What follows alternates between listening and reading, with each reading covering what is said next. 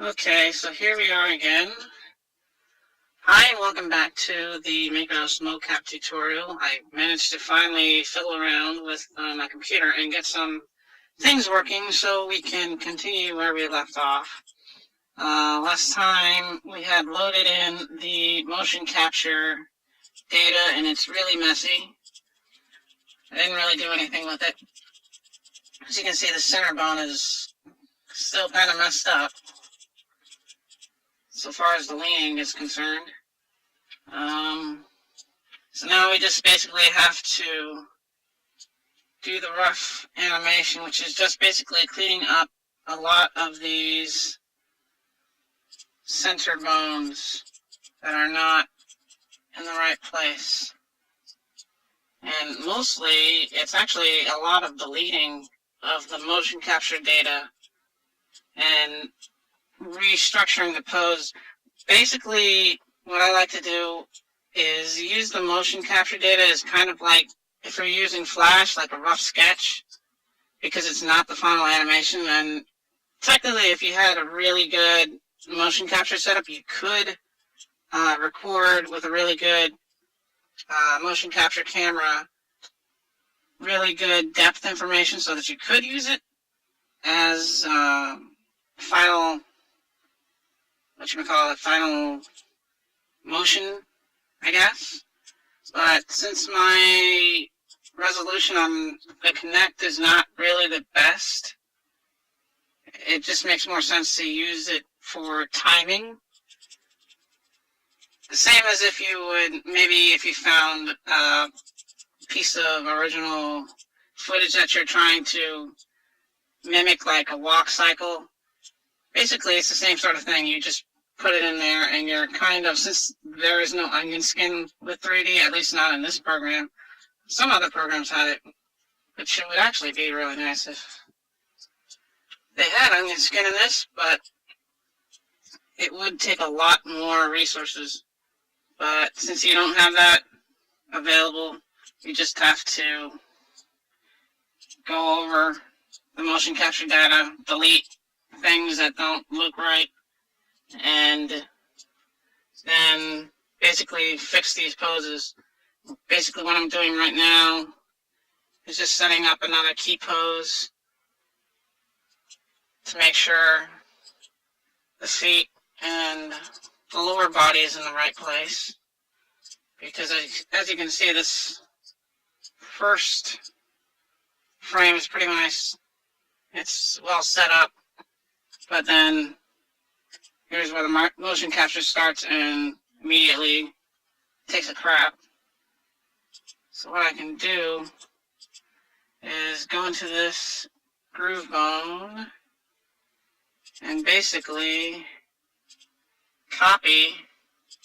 I have this groove bone selected, so I'm just copying and pasting it. I have to kind of fix the whole lower body. Actually, technically, I could probably copy the whole lower body as well as the hip IKs. Copy these. Yep, there we go. Lower body is not really going to move. Although, I might even want to delete all this, because most of the action is going to take place using the upper body when she grabs Sue here. So this is kind of like an idle. And you can kind of just tween it. Well, that's what the program automatically does. It's not called tweens here, but interpolations. And if I select all, register this keyframe here of all these bones, here's our interpolation curve, which is straight, which later on you can mess with that to get the motion to do the easing so it won't look so robotic. So basically now I just have to find where the motion really begins, and it looks like here. And get rid of this wobble that is here. And as you can see, all these are bones. Because of the way this model was made, some of it is named, some of it isn't, because it was put together from parts. And the unimportant parts I have not named.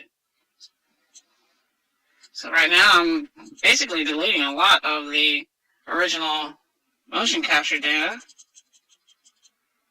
And in order to make this somewhat smoother, since I'm going to have some dialogue here, I'm going to just create basically a new keyframe here at 55 just by, if you click on a new keyframe, hit select all, and then register, you automatically register a whole bunch of nodes for all of these bones. And if you hit select all, register again, same thing. I can copy this keyframe, move it anywhere I want, because there's going to be dialogue here. And since I don't have the actual dialogue yet, since the script actually isn't done, I'm just going to use it as a placeholder, because I can slide these nodes around, which are essentially keyframes around, once I have the dialogue for the timing. So here is where the action starts to happen. I have to fix the feed again. Registering. And basically it's a whole bunch of kind of eyeball. And you have to, the other thing is too, when I register, because I don't know exactly where this bone is on this, all these bones over here, because they're not named, I just register in it, and one of these nodes will turn red, which indicates that that's the bone I'm registering. If I open this up, this will show me, here is the foot. So I'm just basically going in here, and I'm going to copy this node here. And even though technically this foot is not going to be in a shot, I like to make sure that the body for the character is always kind of making sense of where they are. Like, instead of just, say I'm using the camera and only shooting the upper body portion, I really don't want the bottom legs and stuff to get all messed up, because should I want to add in the next motion after it, if it's not in the right place, it just makes it really hard to figure out, okay, this is what happened with the upper body. Let's figure out where the lower body is. So basically it's just a bunch of small adjustments, the same as 2D. And to fix some of the IK, because I don't like to use the knees much, since the knees are connected to these hips, so you don't really have to move them that much. Just move this up somewhat so I have an idea of where it is, and close this, and I have to fix this upper body. As you can see, the because of this cloak, there's a lot of bones here. Actually, it would be simpler if I imported another one of this character without this cloak, because all these bones are tied to the arms and the upper body. But if I can find the waist here, which that looks to be it, I'm going to reset that and then rotate it so that it makes a little bit more sense. Rotation is not terrible. And register that. And also fix this other foot. I can move that up a little bit. Rotate the ankle. And there we go. Now we have a decent keyframe. I also want to change her head because she's going to be looking at Sue when she grabs her.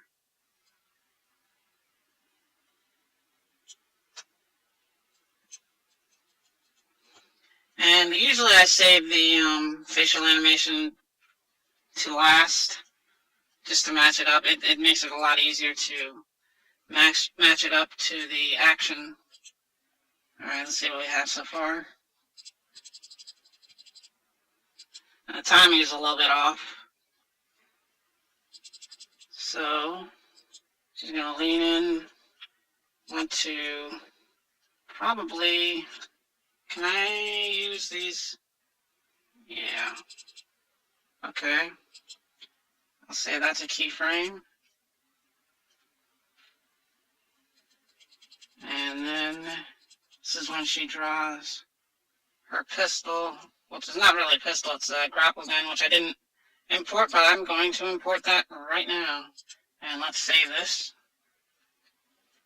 Okay, and let's see, the other thing I want to do, usually one thing I do, because of the way the wrists are calculated with IPI Mocap Studio, they usually come out really wonky, so I do this, and I'm going to I'm going to select the wrist, and register it so I know where it is. Then I'm going to, well, do it again, and then hit select bone, because I want to select just the wrist bone, and arrange from frame 1. I don't want to include frame 0, because frame 0 is perfect. So from frame 1 to whatever, the end of the animation, I just hit 5,000. I want to select it, range, select, and then delete it. And what you didn't see actually is that basically all these nodes going forward are selected when you do that. That's like the select all in Flash.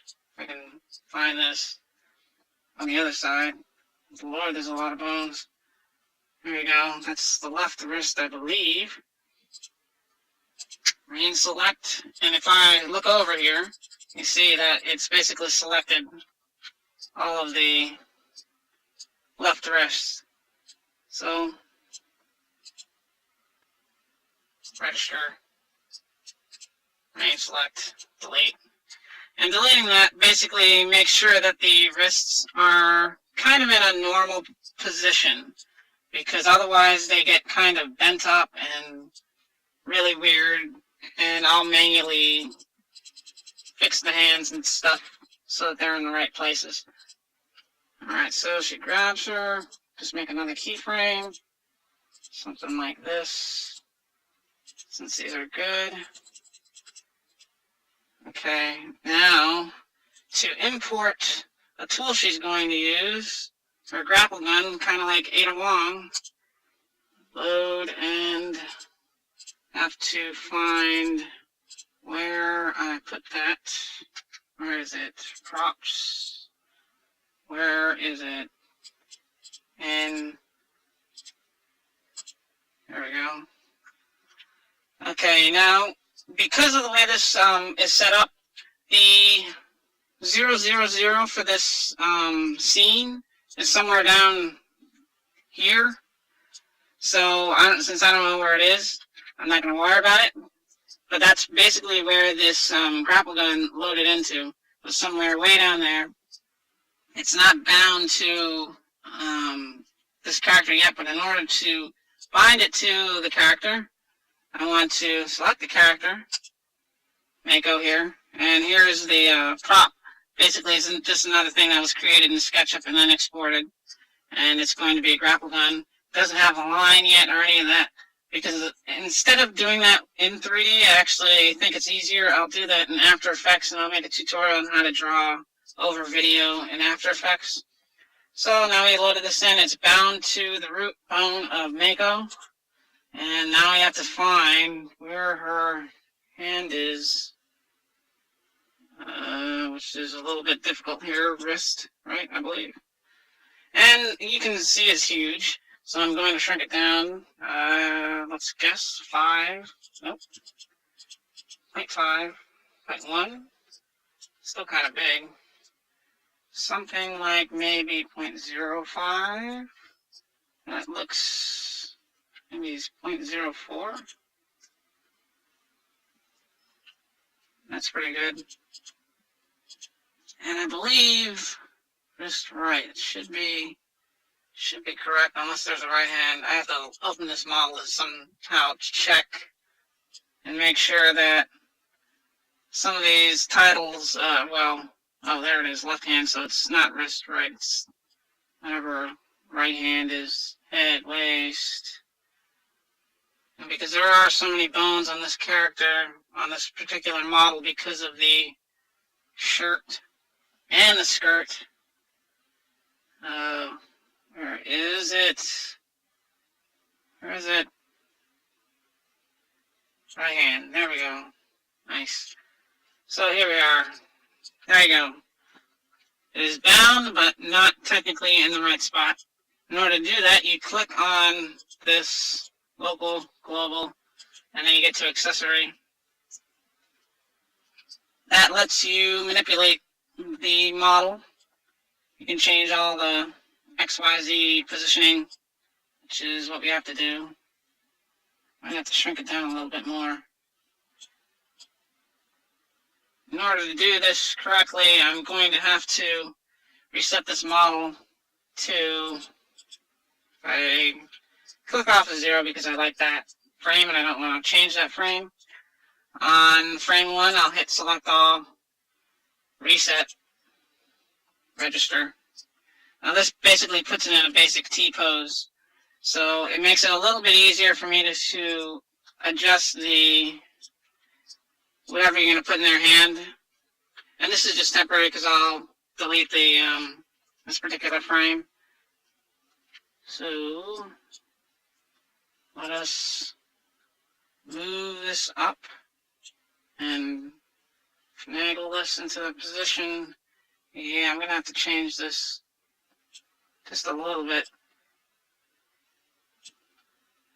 And basically all this is, it looks like a gun, but it's actually just this grapple gun. Yeah, it's still kind of big. I have 0.04, maybe 0.025? That looks more, yeah, that's better. 0.025. Rotate around. And it's just a lot of fine-tuning, the same as, SketchUp or any other thing. I do like, maybe I've gotten used to the way this is versus maybe iClone or some other things like Blender where you have the XYZ and you can move it. I kind of find this easier as long as the object is centered in the file. There we go. Alright. Rotate a little bit, not that way, this way. And nope, not that X, I forget which way. There we go. How's that? There we go. And once you have done all that manipulation, you want to make sure, just like with the bones, hit register, or else you will lose it. Also, copy what was just registered here, paste it, and that puts it on frame 0, so it is in the hand. And also, because she's going to draw this from the holster, I have to do some finagling with there. So what I'm going to do is actually import the object again, so that in order to do that, I'm not going to have really any problem, because I'm going to attach it just like I did to the hand. I'm going to attach it basically to her holster, her leg holster here. So we're just going to register that and actually click off display. So, and that is something that you can do with the keyframe. So on frame 0, display is clicked off, but when I want it in her hand, I'll just click on display, register, and then it is in her hand. And not much of a problem. So I'm going to load it in again.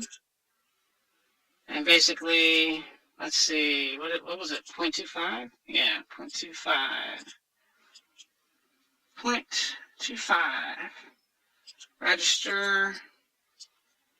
Then we're going to should have made a leg because I don't.